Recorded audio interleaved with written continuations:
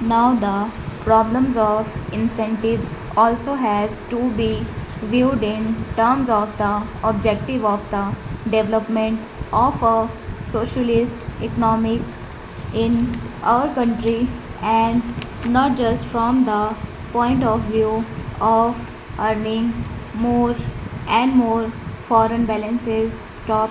I am not in any way belittling the problem of foreign balances, but ultimately the problem of foreign balances has significance and meaning only in terms of the objectives that the third plan has set before it.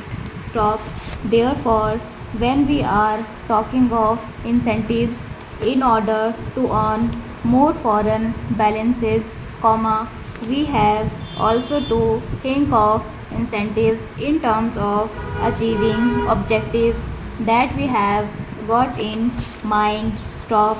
I was therefore disappointed to read the speech of the planning minister as he said as the planning minister at the Indian Labour Conference, in which he seems to have indicate a new approach to the problem of wages. Stop.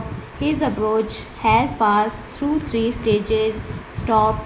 In the first stage, just after the general election, the planning minister came out with a statement that he was thoroughly dissatisfied with the way in which the wage structure had developed and that he meant to do something about it.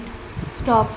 He categorically stated that the real wages has not increased because of intransigence of the management, and he further stated that he wanted to do something about it. Stop. Then there come about a discussion as to what could be done, and all the industrialists themselves and the financial newspapers in their country came out with the theory that wages could be increased only if productivity is increased, and therefore wages should be linked with productivity. Stop. That was the second stage. Increase productivity and wages will be increased. Stop. That was the slogan, or that was the principle which was accepted even by the industrialist. Stop. But what do we find in the speech of the planning minister to the Indian Labour Conference? Question mark. There he says that even if productivity increases, the first charge will be in respect of projects which are meant for further employment of creation of more employment opportunity. Stop.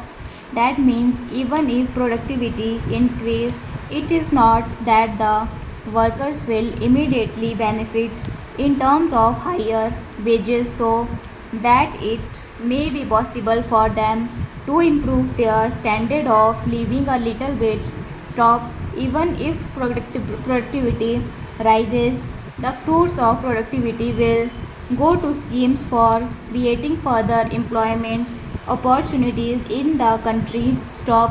How long are the workers to wait, and what exactly will be the stage of will which it can be stated the enough employment opportunity have been created, and therefore the stage has come for increased wages?